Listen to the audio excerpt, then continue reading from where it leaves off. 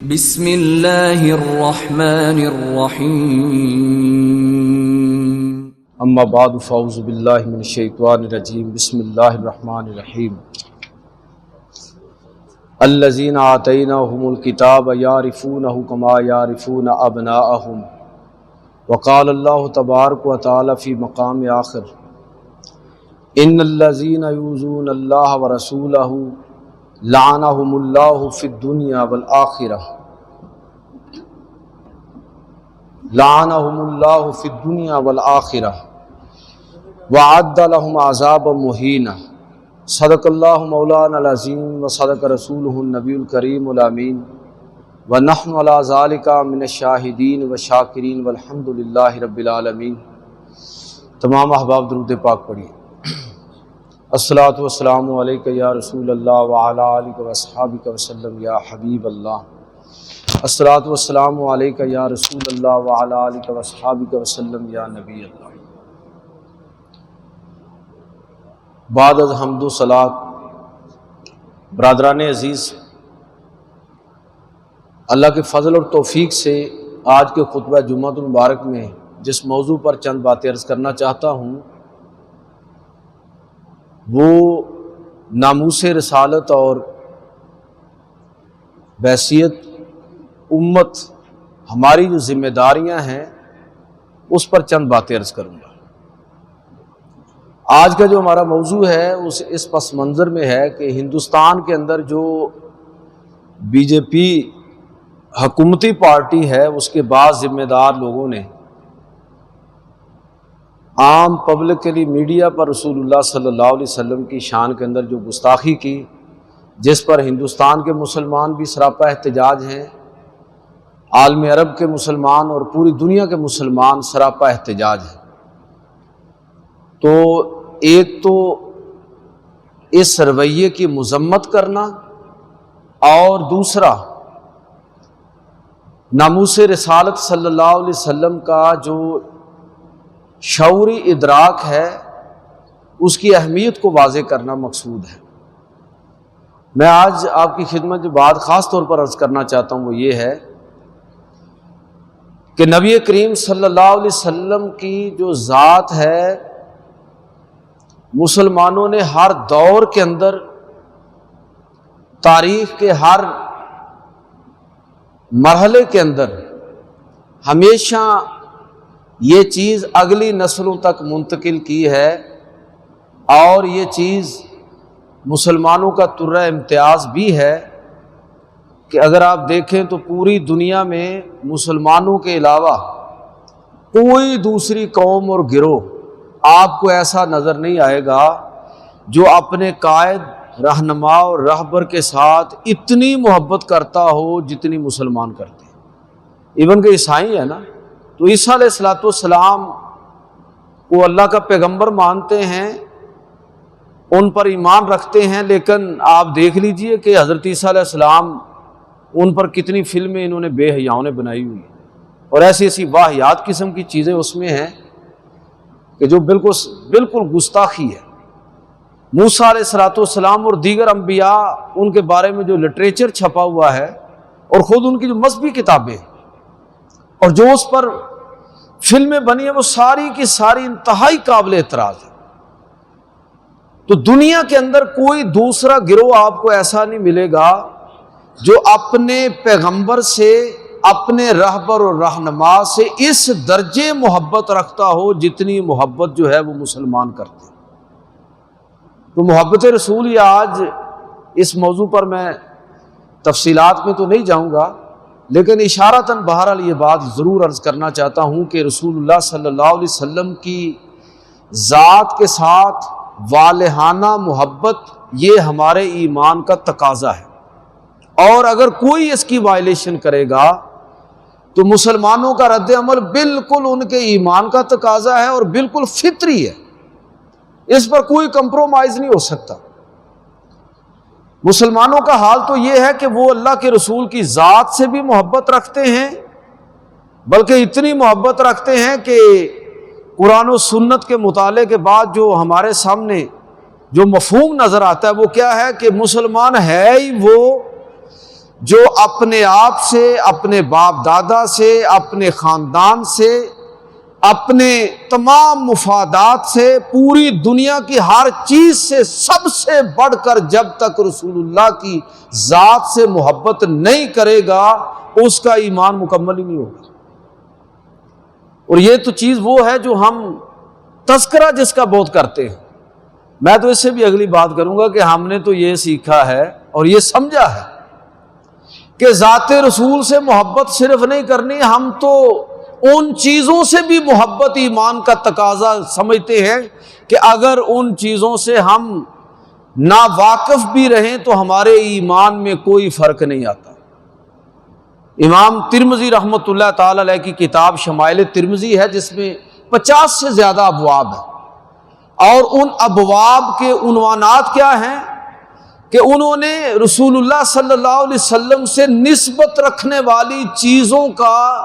مختلف عنوانات کے ساتھ ذکر کیا ہے۔ رسول اللہ صلی اللہ علیہ وسلم کی داڑھی مبارک کا بیان، آپ صلی اللہ علیہ وسلم کی قمیض وغیرہ مبارک کا بیان، آپ کے نالین پاک کا بیان، آپ کی مسواک، آپ کا آبخورا جس میں آپ پانی پیتے تھے اس برتن کا بیان کہ وہ کتنا بڑا تھا۔ اب یہ وہ چیزیں ہیں کہ اگر ان کے بارے میں ہم نہ بھی جانیں تو ایمان تب بھی مکمل ہے، لیکن مسلمانوں کی رسول اللہ صلی اللہ علیہ وسلم کے ساتھ جو والہانہ محبت ہے، اس محبت کا تقاضا یہ ہے کہ وہ ذات رسول سے بھی محبت کریں اور آپ صلی اللہ علیہ وسلم کی ذات سے جس چیز کو بھی نسبت پیدا ہو جائے اس سے بھی محبت کرنا مسلمان اپنا ایمان سمجھتے ہیں۔ نبی کریم صلی اللہ علیہ وسلم ایک بازار سے گزر رہے تھے، رکے، آپ جس جانور پر سوار تھے گرمی تھی، پسینے میں وہ ڈوبا ہوا جانور تھا، تو اس سے جو بو آ رہی تھی عبداللہ بن ابی نے اس بو کو بدبو قرار دیتے ہوئے، بو کا مطلب صرف بو ہے، یہ خوشبو بھی ہو سکتی ہے، بدبو بھی ہو سکتی ہے، اچھی اور بری دونوں، تو اس سے جو بو آ رہی تھی عبداللہ بن ابی رئیس المنافقین، اس نے نبی کریم صلی اللہ علیہ وسلم کو دیکھا تو کہنے لگا کراہت کے ساتھ کہ جلدی گزر جائیں، آپ کی سواری سے ہمیں بدبو آ رہی۔ اس کا یہ کہنا تھا کہ ادھر ہی حضرت عبداللہ بن رواحہ رضی اللہ تعالیٰ عنہ کھڑے تھے، یہ بڑے دلیر صحابی، شاعر تھے، مجاہد تھے، غزوہ موطا کے اندر ان کی شہادت ہوئی۔ تو انہوں نے جب عبداللہ بن ابی سے یہ بات سنی تو فوراً کہا، پکڑ لیا اس کو، ڈانٹا اور اس کی ٹھیک ٹھاک مذمت کی، اور پھر فرمانے لگے کہ تم یہ کہتے ہو کہ رسول اللہ صلی اللہ علیہ وسلم کی سواری سے بدبو آتی ہے۔ صحیح بخاری کے الفاظ ہیں کہ عبداللہ بن رواحہ رضی اللہ تعالیٰ نے فرمایا واللہ لحمار رسول اللہ اطیب ریحا منک، قسم و خدا تم رسول اللہ صلی اللہ علیہ وسلم کی سواری سے نکلنے والی جو بو ہے اس کے بارے میں کہہ رہے ہو کہ وہ بدبو ہے، خدا کی قسم وہ تجھ سے زیادہ طیب اور پاک ہے۔ اب دیکھیے کہ یہ سواری کیا تھی، عربی میں اس کو حمار کہتے ہیں، اس کا ترجمہ گدھا بھی ہو سکتا ہے، لیکن ہماری چونکہ ہمارے لٹریچر کے اندر، زبان کے اندر گدھے کا لفظ جو ہے کچھ زیادہ قابل احترام نہیں ہے۔ نبی کریم صلی اللہ علیہ وسلم اسی سواری پر سوار تھے، ہمارے اہل علم نے اس کا ترجمہ گدھا نہیں کیا کہ گدھا ہے نا، عام آدمی سوار ہوگا تو گدھے کہلائے گا، اگر اللہ کے رسول اس پر سوار ہیں تو حضور کی نسبت سے اب اس کا ترجمہ حمار کا گدھا نہیں کرنا یہ بے ادبی نہیں ہوگی، لیکن شاید ادب کے خلاف نہ کہیں ہو جائے، تو ہمارے علماء نے اس کا ترجمہ کیا ہے دراز گوش، لمبے کانوں والا جانور جس پر حضور سوار تھے۔ تو کہنے کا مطلب یہ ہے کہ یہ وہ وراثت ہے جو ہمیں نسل در نسل ملی ہے کہ اللہ کے نبی کی ذات سے بھی محبت اور رسول اللہ صلی اللہ علیہ وسلم سے نسبت رکھنے والی ہر چیز سے محبت کرنا، یہ ہمارے ایمان کا تقاضا ہے۔ اگر یہ محبت اس درجے میں نہیں ہوگی تو پھر خیر منائیے کہ کیا ہمارا ایمان شمار بھی ہوگا کہ نہیں ہوگا۔ اس لیے میں جو بات عرض کرنا چاہتا ہوں وہ یہ ہے کہ یہ جو ہندوستان کے اندر واقعہ پیش آیا، اس کا ایک تقاضا تو یہ ہے کہ ہم شعوری طور پر اللہ کے پیغمبر صلی اللہ علیہ وسلم کے ساتھ جو ہماری نسبت اور تعلق ہے، اس تعلق کو تر و تازہ کریں، خود سمجھیں، اپنی اگلی پیڑھی اور نسل کو بتائیں کہ پیغمبر علیہ الصلوۃ والسلام سے محبت رکھنا، بلکہ آپ سے نسبت رکھنے والی ہر چیز سے محبت رکھنا، یہ ہمارے ایمان کا تقاضا ہے۔ اور میں جو خاص بات آپ کی توجہ جس طرف یہ مسلمانوں کا ترا امتحان ہے۔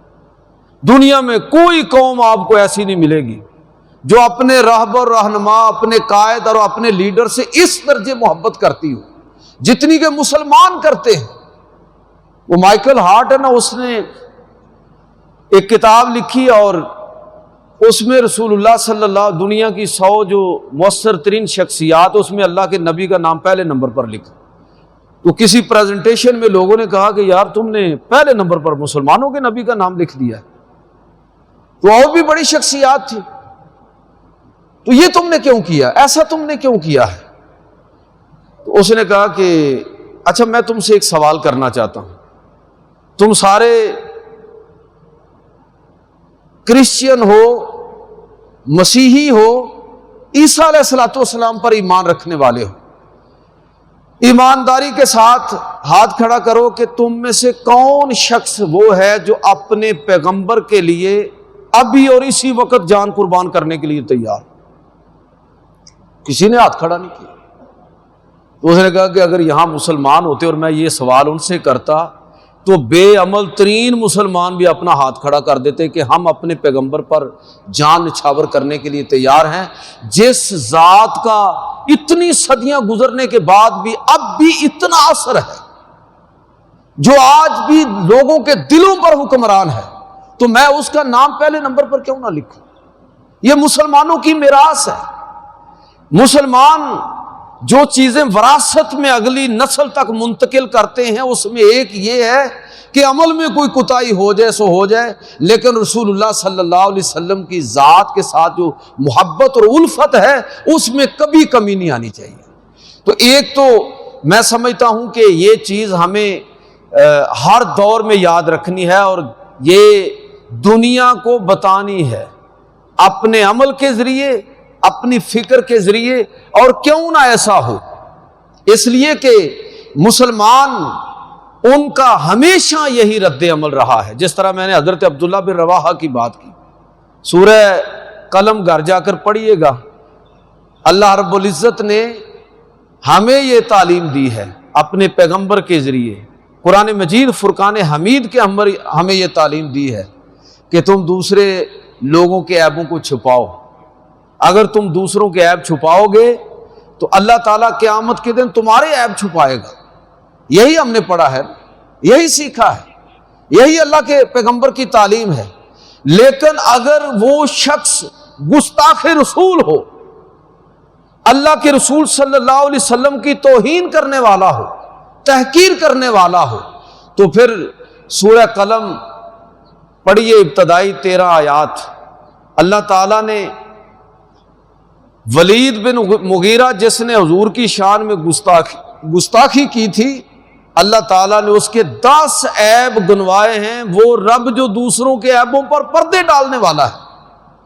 دوسروں کے عیب چھپانے والا ہے، کہ میرے نبی کی گستاخی کرنے والا یہ تو ایسا ہے، ایسا ہے اور ایسا ہے۔ اور 13ویں آیت کے الفاظ سنیں، آیت کے الفاظ یہ ہیں اتل بعد ذالک زنیم، کہ یہ وہ شخص ہے کہ جو اپنے باپ کا ہی نہیں ہے۔ یہ قرآن کی آیت ہے، یہ گستاخ رسول، اس میں یہ عیب بھی ہے، یہ عیب بھی ہے، یہ ایسا بدبخت ہے، اور اس کی تو اصل نسل میں فرق ہے۔ تو اللہ رب العزت ایسے شخص کو بالکل معاف کرنے کے لیے تیار نہیں ہے۔ یہ ممکن ہے کہ وہ اپنے گستاخ کے بارے میں خاموشی اختیار کر لے، اللہ خود اپنے نہ ماننے والے کو نظر انداز کر دے، لیکن اگر کوئی اس کے پیغمبر صلی اللہ علیہ وسلم پر حرف گیری کرے گا تو میں عرض کر رہا ہوں کہ یہ سورہ قلم گھر جا کر پڑھیے گا، پتہ چلتا ہے کہ اللہ رب العزت اپنے پیغمبر کے بارے میں بالکل ایسے شخص کے لیے اللہ کی بارگاہ سے کوئی معافی نہیں ہے، وہ مجرم ہے اور سزا کا مستحق ہے۔ ایسا شخص کسی بھی طرح قابل معافی نہیں ہے جو پیغمبر صلی اللہ علیہ وسلم کی شان میں گستاخی کرنے والا۔ لہذا صحابہ نے ان لوگوں کے خلاف حکومتی سطح پر یہ اگلا مسئلہ ہے کہ ایسے لوگوں کو سزا کون دے گا؟ وہ سزا حکومت ہی دے گی، افراد نہیں دیں گے، یہ ایک الگ موضوع ہے۔ لیکن اللہ رب العزت ایسے لوگوں کا اس انداز میں ان کا تذکرہ قرآن مجید کے اندر کرتا ہے کہ یہ جو رسول کے گستاخ ہیں وہ قابل لحاظ اور قابل ذکر ہیں ہی نہیں، ان کے اندر کوئی خوبی ہے ہی نہیں، ان کے اندر تو عیب ایک سے بڑھ کر عیب ہے، اور ایسے لوگ وہ ہیں کہ جن کی اصل نسل کے اندر فرق ہے۔ اب آگے چلیے کہ یہ رویہ کیا آج کا رویہ ہے؟ نہیں، یہ تو اللہ کے نبی صلی اللہ علیہ وسلم کے دور سے لوگ شروع ہو گئے تھے کہ اسلام کے خلاف، پیغمبر اسلام صلی اللہ علیہ وسلم کے خلاف۔ یہودی تو باقاعدہ اس بات کا ان لوگوں نے آپس میں پلان بنایا، پلاننگ کی کہ اس طرح کرو کہ صبح کے وقت اسلام قبول کرو اور پچھلے وقت انکار کر دو، اور لوگوں کو بتاؤ کہ ہاں جی ہم نے اسلام قبول کیا تھا، لیکن پھر ہمیں اسلام میں یہ چیزیں نظر آنے لگیں، ہمیں پیغمبر، مسلمانوں کے پیغمبر میں یہ چیزیں نظر آنے لگیں۔ اللہ رب العزت نے ان کی اس سازش کا پردہ چاک کرتے ہوئے سورہ آل عمران کے اندر فرمایا کہ یہ یہودی جو ڈرامہ کر رہے ہیں، وَقَالَ طَائِفَةٌ مِّنْ أَهْلِ الْكِتَابِ آمِنُوا بِالَّذِي أُنزِلَ عَلَى الَّذِينَ آمَنُوا وَجْهَ النَّهَارِ وَاكْفُرُوا آخِرَهُ لَعَلَّهُمْ يَرْجِعُونَ۔ اے پیغمبر صلی اللہ علیہ وسلم، یہ اہل کتاب میں سے ایک گروہ یہ کہتا ہے کہ اس چیز پر ایمان لے آؤ جس پر مسلمان ایمان لائے ہیں، دن کے پہلے حصے میں، دن کی روشنی میں، اور پھر آخر میں دوسرے پہر میں اس کا انکار کر دو۔ اس طرح لوگوں کو اسلام اور پیغمبر اسلام کے بارے میں غلط فہمی کے اندر مبتلا کرو تاکہ لوگ اسلام کو چھوڑ کر واپس لوٹ آئیں۔ تو یہ اس طرح کی سازشیں ہر دور کے اندر ہوتی رہی ہے، ہر دور کے اندر اسلام اور مسلمانوں کے خلاف لوگ اس طرح کی حرز رسائی کرتے رہے ہیں۔ علامہ اقبال نے کہا تھا نا کہ استیزا کار رہا ہے ازل سے تا امروز، چراغ مصطفی سے شرار بولہبی۔ اقبال کہتے ہیں کہ یہ ہمیشہ سے ایسا ہے، ہمیشہ ایسا ہوتا رہا ہے کہ چراغ مصطفی سے شرار بولہبی، ہمیشہ حق اور باطل کی یہ کشمکش چلتی رہی ہے، اور مسلمان اس میں ہمیشہ بیدار رہے ہیں۔ وہ ہمیشہ اسلام کے تحفظ کے لیے، پیغمبر صلی اللہ علیہ وسلم کی عزت اور ناموس کے لیے ہر دور کے اندر مسلمان پوری طاقت اور پوری قوت کے ساتھ کھڑے ہوئے۔ یہ سلطنت عثمانی خلافت جو ہے، یہ ترکی خلافت جس کو آپ کہتے ہیں، یہ مشہور واقعہ آپ نے سنا ہوگا، لیکن موقع کی مناسبت سے پھر میں اس کو دہرائے دیتا ہوں کہ سلطان عبدالحمید ثانی، غالباً 1918 میں ان کا انتقال ہوا۔ یہ آخری سمجھ لے کہ با اختیار حکمران بڑی حد تک جو ترکی خلافت ہے اس کا، تو اس کے دور کے اندر یہ واقعہ پیش آیا کہ اخبارات میں خبر چھپی کہ فرانس کے اندر پیرس جو ان کا دارالحکومت، تو وہاں پر کوئی ایسا ڈرامہ پیش کیا جا رہا ہے جس میں پیغمبر علیہ الصلوۃ والسلام کا کردار بھی متنازع شکل میں پیش کرنے کا پروگرام ہے۔ سلطان کو پتہ چلا، یہ خبر پڑی، فرانسیسی سفیر کو بلایا اور خود سلطان نے جنگی لباس پہنا، سفیر کو طلب کیا اور غضبناک ہو کر اس کے ساتھ گفتگو کے تم جانتے ہو کہ میں کون ہوں، پھر اپنی شان اور عظمت خود بیان کی کہ میں مشرق کا حکمران ہوں، میں عربوں کا حکمران ہوں، میں یورپ کا حکمران ہوں۔ اس وقت سلطنت عثمانیہ کئی بر اعظموں پر پھیلی ہوئی تھی، لیکن یہ میرا سب کچھ میرے پیغمبر کے قدموں پر نچھاور ہے۔ اگر ہم اپنے پیغمبر کی حرمت پر پیرا نہیں دے سکتے، ان کے ناموس کا تحفظ نہیں کر سکتے، تو پھر یہ سب کچھ تباہ ہو جائے، ہمیں اس کی ضرورت نہیں ہے۔ اپنے حکمرانوں کو پیغام دے دو، اگر وہ یہ ڈرامہ پیش کرنے سے باز نہ آئے تو تم دیکھ رہے ہو کہ میں کس لباس کے اندر ہوں۔ میری طرف سے فرانس کے خلاف اعلان جنگ ہے، اگر وہ اپنی اس حرکت سے باز نہ آئے تو باز آگے وہ۔ آج بھی اگر مسلمان پوری طاقت کے ساتھ کھڑے ہو جائیں تو کوئی وجہ نہیں ہے کہ اس گئے گزرے دور کے اندر بھی ہم اسلام کا، پیغمبر اسلام صلی اللہ علیہ وسلم کے ناموس کا تحفظ نہ کر سکیں۔ یہ ہر دور میں ایسا ہوتا رہا ہے۔ وجہ اس کی کیا ہے؟ اس لیے کہ یہ بات بہرحال ہمارے دشمن کو، مخالفین کو اور مسلمانوں سے عناد اور دشمنی رکھنے والوں کو یہ بات پوری طرح سمجھ آ چکی ہے کہ مسلمانوں کی اصل طاقت جو ہے وہ پیغمبر علیہ الصلوۃ والسلام کی ذات کے ساتھ وابستگی ہے، رسول اللہ صلی اللہ علیہ وسلم کے ساتھ والہانہ محبت ہے۔ اگر یہ محبت ان کے دلوں سے نکال دی جائے تو اسلام باقی نہیں رہے گا۔ اسلام باقی نہیں رہے گا تو پھر مسلمان بھی باقی نہیں رہیں گے۔ بھائی جب آپ کا نظریہ کوئی نہیں، قومیں پہچانی جاتی ہیں اپنے تشخص سے، خاص طرح کی عصبیت سے۔ وہ عصبیت کیا ہے جس کا ہمیں ہر حال میں جس کا لحاظ کرنا ہے، خیال کرنا ہے، وہ عصبیت اسلام کی ہے۔ باقی ساری عصبیتیں ختم ہیں۔ قومیں کسی نہ کسی عصبیت کی بنیاد پر پہچانی جاتی ہیں، اور مسلمانوں کی عصبیت وہ پیغمبر علیہ الصلوۃ والسلام اور اسلام سے والہانہ محبت ہے، جس پر کوئی کمپرومائز نہیں ہے۔ اقبال نے کہا تھا نا کہ یورپ اور مغرب کی سازش کو بانپتے ہوئے کہ یہ اس فکر میں ہے کہ مسلمانوں کے دل سے پیغمبر کی محبت نکال دی جائے، اس لیے کہ وہ یہ جان چکے ہیں کہ اصل مسلمانوں کی طاقت یہی ہے۔ یہ فاقہ کش جو موت سے ڈرتا نہیں کبھی، روح محمد اس کے بدن سے نکال دو، فکر عرب کو دے کے فرنگی تخیلات، اسلام کو حجاز و یمن سے نکال دو۔ یہ سازش ہے جو مسلمانوں کے خلاف رچائی گئی، اور آج بھی جس پر وقتاً فوقتاً کبھی یہود،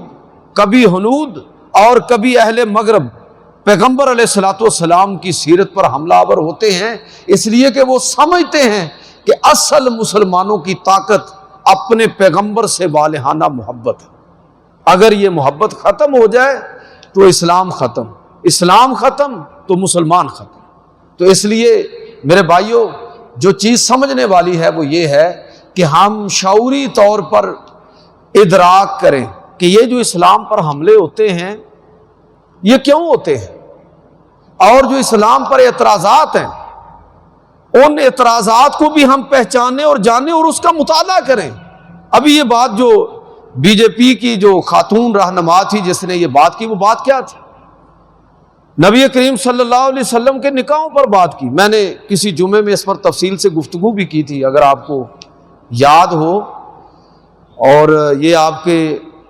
سارے لوگوں کو پتہ نہیں ہم بتا بھی پائے ہیں کہ نہیں، کہ یہ جو خطبہ ریکارڈ ہوتا ہے تاج اسلامک ریسرچ سینٹر، یہ ہمارا چینل ہے، اس پر یہ خطبہ باقاعدہ آپ لوگوں تک پہنچایا جاتا ہے۔ مجھے نہیں پتا کہ اس گروپ میں کتنے لوگ ایڈ ہیں، تو سارے لوگوں کو ایڈ ہونا چاہیے۔ بہت ساری چیزیں میں پہلے ذکر کر چکا ہوتا ہوں تو پھر اس کی تفصیل میں نہیں جاتا، تو اس موضوع پر جہاں تک مجھے یاد پڑتا ہے میں نے کوئی تفصیلی گفتگو کی تھی۔ تو ہمیں پتہ ہونا چاہیے کہ اسلام پر یہ کس انداز میں لوگ حملہ آور ہوتے ہیں، کس طرح کے سوالات اٹھاتے ہیں۔ تو یہ ابھی جو بات ہوئی وہ کیا بات ہے کہ دیکھیں جی، نبی کریم صلی اللہ علیہ وسلم کے بارے میں معاذ اللہ کہ بس یہ 11 شادیاں حضور صلی اللہ علیہ وسلم نے کی ہیں، 9 ازواج مطہرات بیک وقت آپ کے نکاح میں رہی ہیں۔ یہ اعتراض کوئی لوگ آج نہیں کرتے، بڑی دیر سے لوگ اس طرح کے اعتراضات کر رہے ہیں۔ یہ سلمان رشدی کا جو ناول ہے سٹینک ورسز، وہ بھی اسی موضوع پر ہے، اس کا بھی رد لوگوں نے کیا، ان اعتراضات کا جواب دیا جو حضور صلی اللہ علیہ وسلم کی نجی زندگی پر ہے۔ تو یہ اعتراضات اس کا اہل علم دیتے رہے ہیں، اور ہر دور کے اندر تمام جو علمی اعتراضات ہیں اسلام پر یا حضور صلی اللہ علیہ وسلم کی ذات پر، اس کا جواب ہمیشہ مسلمانوں نے علمی انداز میں دیا ہے۔ کیا ولیم مور جو کلکتہ کا گورنر تھا، جس نے 3 جلدوں میں سیرت پر دا لائف آف محمد کے نام سے کتاب لکھی اور اس میں حضور صلی اللہ علیہ وسلم کی سیرت پر اعتراضات کیے، تو علمی سوالات اس نے اٹھائے نا، تو اس کا مسلمانوں نے جواب دیا علمی انداز میں۔ سر سید نے انگریزی کے اندر اس کتاب کا جواب لکھا، حیات جاوید جو الطاف حسین حالی کی کتاب ہے، اس میں وہ حال پڑھنے والا ہے کہ سر سید نے کس طرح اپنے گھر کے برتن تک بیچ دیے، یورپ اور مغرب کا سفر کرنے کے لیے لندن گئے اور وہاں بیٹھ کر وہاں کی لائبریریوں سے استفادہ کیا، اس کتاب کا رد کیا۔ اردو میں بھی وہ کتاب خطبات محمدی کے نام سے چھپی ہوئی ہے، انگریزی میں اس کا ترجمہ کروا کے وہاں پر شائع کیا، اردو میں یہاں پر شائع کیا۔ تو مسلمانوں نے علمی اعتراضات کا جواب ہمیشہ دیا ہے، اسلام پر ہوں یا پیغمبر علیہ الصلوۃ والسلام پر۔ لیکن گستاخی کا جواب آپ کیا دیں؟ گستاخی کا تو رد عمل ہی ہوتا ہے نا۔ تو مسلمان یہ حق رکھتے ہیں کہ وہ اپنے پیغمبر اور اسلام کا دفاع کریں، اس لیے کہ اگر وہ ایسا نہیں کریں گے تو ان کا اسلام کے ساتھ تعلق ہی ختم ہو جائے گا، اسلام کے ساتھ ان کی نسبت ہی ختم ہو جائے گی۔ باقی اسلام مسلمانوں کی تربیت جس طرح کرتا ہے، وہ تربیت یہی ہے کہ جو چاہے کوئی اسلام کے بارے میں گفتگو کرتا رہے، لیکن اس کے باوجود ہم ان کے اعتراضات کا علمی جواب بھی دیں گے، گستاخی ہوگی تو اس کا رد عمل بھی ظاہر ہوگا، لیکن اس کے باوجود مسلمانوں کی تربیت یہ ہے کہ اللہ رب العزت فرماتا ہے وَلَا تَسُبُّوا الَّذِينَ يَدْعُونَ مِن دُونِ اللَّهِ، جو اللہ کے سوا کسی اور کو پکارتے ہیں تم ان کو گالی مت دو۔ آپ اندازہ کریں کہ آپ بتوں تک کو گالی نہیں دے سکتے، ہاں ان کا انکار کر سکتے، کسی کا عبادت خانہ گرانا ہمارے لیے درست نہیں ہے، کسی کے ظلم کا جواب ظلم کے ساتھ دینا ہمارے لیے جائز نہیں ہے، کہ وہاں پر کس طرح برداشت کی جائے گی، اور اگر بدلہ بھی لیا جائے گا تو اس کا بھی خاص انداز ہے۔ تو اسلام نے یہ تربیت کی کہ وَلَا تَسُبُّوا الَّذِينَ يَدْعُونَ مِن دُونِ اللَّهِ، اللہ کے سوا جو دوسروں کو پکارتے ہیں ان کو گالی مت دو۔ فَيَسُبُّوا اللَّهَ عَدُوًّا بِغَيْرِ علم، ایسا نہ ہو کہ وہ سچے رب کو جہالت کی وجہ سے گالیاں دینا شروع ہو جائیں۔ تو مسلمانوں کی تو تربیت یہ ہے، لہذا مسلمان ہمیشہ سے یہ بات کرتے ہیں کہ ان کے دنیا بھر میں جو مذاہب ہیں سب ہماری نظر میں ہم نہ ماننے کے باوجود، ان کی کتابوں کو نہ ماننے کے باوجود، ان کے بزرگوں پر ایمان نہ لانے کے باوجود، پھر بھی ہم یہ سمجھتے ہیں، یہ ہمیں حکم ہے کہ ہم ان کو برا بلا نہیں کہیں گے، ہم ان کی عبادت گاہوں کو گرائیں گے نہیں۔ یہ اسلام نے تربیت دی ہے۔ اب یہ بدبختی ہے نا کہ اس کے مقابلے میں دوسرے مسلمانوں کے ساتھ کس طرح کا سلوک کریں۔ تو یہ ایک تو ہمیں خود اپنے دین کی سمجھ ہونی چاہیے۔ تو ابھی جو اعتراضات ہوئے ہیں اس خاتون بی جے پی کی اس رہنما نے، وہ کیا سیدہ عائشہ پر اعتراضات، حضور صلی اللہ علیہ وسلم کے جو نکاح ہیں ان پر اعتراضات۔ تو یہ افسوس ہی میں کر سکتا ہوں کہ ہمارا حال یہ ہے کہ ہمیں ختم درود شریف اذان سے پہلے پڑھنا جائز ہے کہ ناجائز ہے، نبی صلی اللہ علیہ وسلم حاضر ناظر ہیں کہ نہیں ہیں، نور ہیں کہ بشر ہیں، بس انہی چیزوں میں ہم الجھے ہوئے ہیں، ان چیزوں کے حافظ ہیں ہم۔ میرا خیال ہے کہ شاید میرے پاس دلائل کی کمی ہو، حاضرین کے پاس اس پر کوئی کمی نہیں ہوگی۔ ساری زندگی یہی پڑھا، یہی سیکھا ہے۔ دین کو بطور دین کے اور نظام حیات کے ناپیش لوگ بہت کم جگہ پر، سب کی بات نہیں کر رہے، عمومی طور پر یہی ہمارے مسائل۔ کاش ہم پڑھیں کہ اللہ کے پیغمبر صلی اللہ علیہ وسلم نے اگر یہ متعدد نکاح کیے تھے تو بھائی اس کی حکمتیں کیا ہیں، یہ کب کا واقعہ ہے۔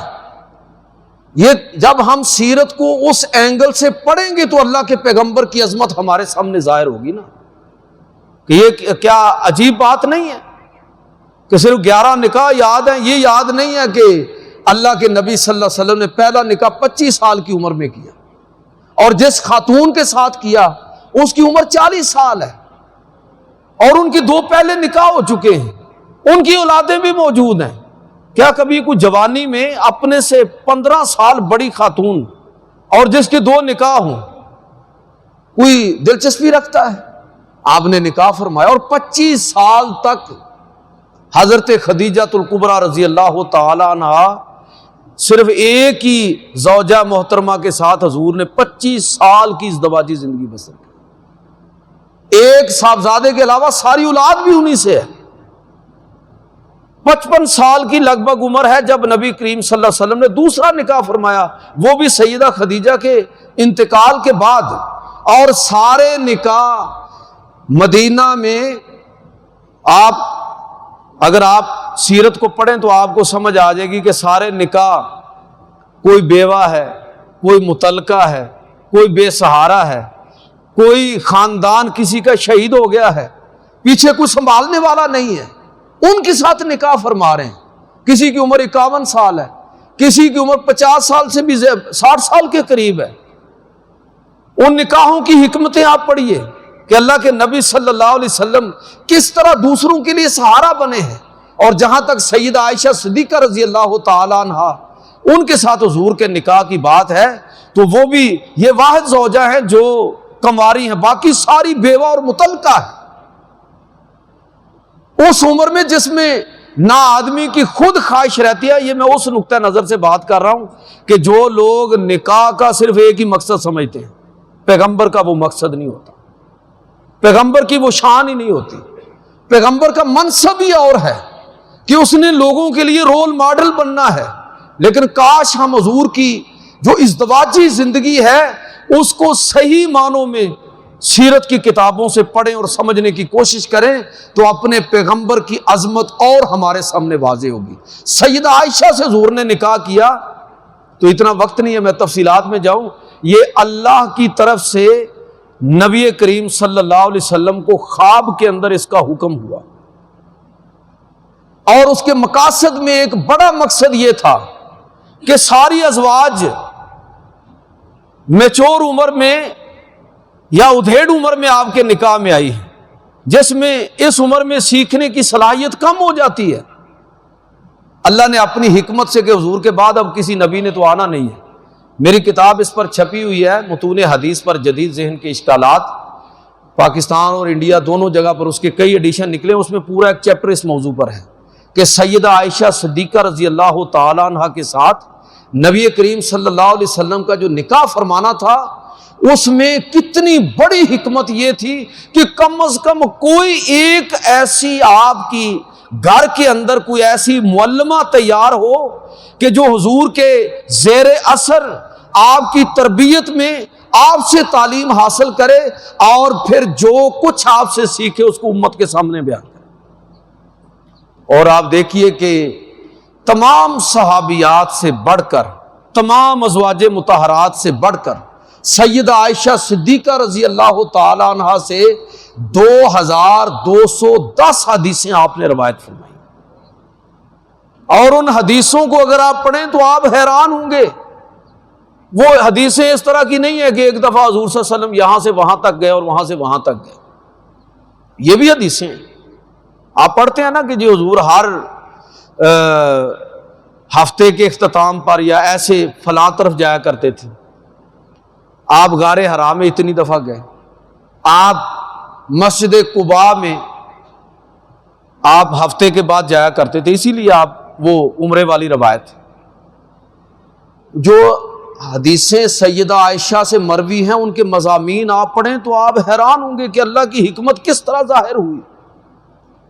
کس طرح آپ کے وصال کے بعد سیدہ عائشہ کا انتقال 58 ہجری کے اندر ہوا، نبی کریم صلی اللہ علیہ وسلم کے وصال کے 48 سال لگ بھگ، یہ 58 ہجری آپ اندازہ کر لیں کہ یہ کتنے سال بنتے ہیں کہ لگ بھگ 48 سال حضور صلی اللہ علیہ وسلم کے بعد، نصف صدی ہو گئی نا، نصف صدی تک امت کی رہنمائی کرتی رہی اور وہ مسائل بیان کیے ہیں کہ اگر وہ بیان نہ کرتی تو آج امت دین کے بہت بڑے حصے سے محروم رہ جاتی۔ حضرت ابو موسیٰ اشعری رضی اللہ تعالیٰ عنہ روایت فرماتے ہیں کہ سیدہ عائشہ صدیقہ جب ہم پھنس جاتے، کوئی مسئلہ ہمیں سمجھ نہ آتا، بات ہم پر واضح نہ ہوتی، تو ہم سیدہ کی بارگاہ میں حاضر ہو جاتے۔ یہ جامع ترمذی کی حدیث ہے۔ حضرت ابو موسیٰ اشعری رضی اللہ تعالیٰ عنہ فرماتے ہیں کہ ما اشکل علینا اصحاب رسول اللہ صلی اللہ علیہ وسلم حدیث قط، کہ اللہ کے رسول کے اصحاب پر جب کوئی حدیث اس کا فہم مشکل ہو جاتا تو ہمارا حال یہ ہوتا کہ ہم فسألنا عائشہ الا وجدنا عندها منہ علما، تو ہم اس حدیث کے بارے میں سیدہ عائشہ سے سوال کرتے اور ہم دیکھتے کہ اس کے بارے میں سیدہ عائشہ کے پاس علم موجود ہوتا تھا، آپ اس کے بارے میں جانتی تھی۔ نبی کریم صلی اللہ علیہ وسلم کی ازدواجی زندگی اور بالکل گھر کی باتیں آپ کے حکم کے ساتھ سیدہ عائشہ نے لوگوں کے سامنے بیان فرمائی۔ اب گھریلو زندگی دین کا بڑا حصہ وہ ہے باہر کی زندگی کے ساتھ تعلق ہے جس کا، اور ایک حصہ وہ ہے جس کا تعلق گھریلو زندگی کے ساتھ ہے، بیڈ روم کے ساتھ ہے۔ میں اور آپ نہیں چاہتے ہمارے بیڈ روم کی باتیں باہر نکلیں، لوگوں کو معلوم ہو، میاں اور بیوی کے آپس کے معاملات اور تعلقات لوگوں کو پتہ چلے، ہم نہیں چاہتے۔ لیکن اللہ کے نبی نے سیدہ عائشہ کو اور ازواج مطہرات کو اجازت دی کہ جو کچھ تم گھر کے اندر دیکھو لوگوں کے سامنے اس کو بیان کرو، اس لیے کہ اللہ کے پیغمبر جس طرح مجلس کے اندر ہر معاملے میں لوگوں کے لیے نمونہ تھے، اسی طرح حضور سید عالم صلی اللہ علیہ وسلم گھر کی تنہائیوں میں آپ جو زندگی آپ نے بسر کی اس میں بھی آپ ہمارے لیے نمونہ ہے۔ تو ان چیزوں کو کس نے بیان کیا؟ سیدہ عائشہ صدیقہ۔ میں کہنا یہ چاہتا ہوں کہ کاش ہم رسول اللہ صلی اللہ علیہ وسلم کی سیرت کے ان گوشوں کو علمی انداز میں بیان کریں اور پڑھیں تو ہمارے سامنے حضور کی عظمت واضح ہوگی۔ لوگ جو اعتراض کرتے ہیں تو کچھ لا علمی کی وجہ سے ہے، کچھ ہٹ درمی اور جہالت کی وجہ سے ہے، تو ان کا جواب کیسے ممکن ہے کہ جب خود میں اور آپ اپنے پیغمبر کے بارے میں اور دین اسلام کے بارے میں جب ہم خود اچھا علم رکھتے ہیں۔ آخری بات کر کے ختم کرتا ہوں کہ اس میں ہمیں کیا کرنا چاہیے۔ ایک تو یہی کام کرنا چاہیے کہ ہم سیرت کو پڑھیں، ان اعتراضات سے متاثر بھی نہیں ہوں گے اور ان کا توڑ بھی کر سکیں گے۔ یہ میرا مولویوں کا کام نہیں ہے بھائی، یہ میری اور آپ سب کی ذمہ داری ہے۔ سب لوگ اس چیز کے ذمہ دار ہیں کہ وہ دین کو سمجھیں۔ واجبات دین کا علم حاصل کرنا ہر شخص پر لازم ہے، اور جو اعتراضات جس عہد کے اندر اٹھ رہے ہوں ان کا جاننا ہر شخص کے لیے، مسلمان کے لیے ضروری ہے۔ تو ایک تو یہ کام کرنے والا ہے، دوسرا یہ ہے کہ قانون اور اصول کے دائرے میں رہتے ہوئے ہم احتجاج کریں، اپنی حکومتوں کو توجہ دلائیں۔ اپنے ملک کے اثاثوں کو نقصان پہنچانا یہ کوئی عقل مندی نہیں ہے۔ احتجاج بھی ہو، ریکارڈ کے اندر بھی آئے، حکومتوں پر دباؤ بھی ہو، اور اپنے پیغمبر صلی اللہ علیہ وسلم کی ناموس کے تحفظ کے لیے پوری امت کو متوجہ کرنا ہر شخص کا، یہ جس درجے کے اندر دائرے کے اندر وہ ہے، یہ ہماری ذمہ داری ہے۔ آپ استاد ہیں تو اپنے کلاس روم میں، کالج میں، یونیورسٹی میں، آپ اگر کسی رجیم کا حصہ ہیں تو وہاں پر آپ اس کے ذمہ دار ہیں۔ آپ کسی نہ کسی دائرے میں اس چیز کو اٹھائیے۔ اور میں یہ بات کر کے ختم کرنا چاہوں گا کہ بڑا خوف ہے ہمیں کہ پتہ نہیں اگر ہم اس طرح کریں گے تو ہمیں معاشی مسائل کا سامنا کرنا پڑے گا۔ جب مکہ فتح ہوا نا، اس کے بعد 8 میں مکہ فتح ہوا، 9 میں پہلا حج ہوا، سورہ توبہ نازل ہوئی، اللہ تعالیٰ نے حکم دیا کہ آج کے بعد مشرکین یہ خاص مدت ہے، مسلمان ہو جاؤ یا یہاں سے نکل جاؤ، اب کوئی بیت اللہ کے اندر مشرک داخل نہیں ہوگا، کوئی اس حرم کے اندر مشرک باقی نہیں رہے گا۔ اور آپ جانتے ہیں کہ ساری معیشت جو تھی، عرب کی معیشت کا دار و مدار، عرب کی معیشت کا، مکہ کی معیشت کا تو تھا ہی تھا، عرب کی معیشت اس کا بہت بڑا دار و مدار جو ہے وہ تو مکہ کے جو تاجر تھے ان کے کاروبار کے ساتھ ہے، بازار وہاں لگتے ہیں، کاروبار وہاں ہوتے ہیں، اور بین الاقوامی تعلقات ہیں، عرب تاجروں کے بین الاقوامی تعلقات ہیں۔ اب ان کو وہاں سے نکالا جا رہا ہے تو ایک تاثر یہ ابھرنا لازمی تھا کہ اب یہ تو معیشت ہی بیٹھ جائے گی، یہ تو شاید سروائیو کرنا مشکل ہو جائے گا ریاست کا۔ اللہ رب العزت نے یہ سورہ توبہ کی آیت نمبر 28 ہے، اللہ رب العزت نے ارشاد فرمایا وَإِنْ خِفْتُمْ عَيْلَةً فَسَوْفَ يُغْنِيكُمُ اللَّهُ مِنْ فَضْلِهِ إِنْ شَاءَ، کہ اگر تمہیں اپنی معیشت کے بیٹھنے کا خوف ہے، نقصان میں جانے کا خوف ہے، تو بے فکر ہو جاؤ، اللہ رب العزت اپنے فضل سے تمہیں غنی فرما دے گا۔ آج بھی اگر مسلمان غیرت کا مظاہرہ کرے، بی بی سی کی رپورٹ ہے کہ 87 ارب ڈالر کی عرب ممالک انڈیا کے ساتھ تجارت ہے، اور یہاں سے لاکھوں لوگ وہاں کام کرتے ہیں، تو آپ اندازہ کریں کہ اگر مسلمان ممالک ہندوستان کے ساتھ صرف معاشی مفادات جو ہیں اس کو دھمکی کے طور پر استعمال کریں تو یہ سیدھے ہو جائیں، کشمیر کا مسئلہ حل ہو جائے، مسلمانوں پر جو ظلم و ستم ہے وہ رک جائے، تو مسلمانوں کو غیرت کا مظاہرہ کرنے کی ضرورت ہے۔ یہ اللہ رب العزت کا وعدہ ہے کہ اگر تمہیں اپنی معیشت کے تنگ ہونے کا خطرہ ہے تو اللہ تمہیں وہاں سے عطا فرمائے گا کہ تم جس کا تصور بھی نہیں کر سکتے، اور اللہ تمہیں غنی کر دے گا۔ آج پھر ضرورت ہے کہ مسلمان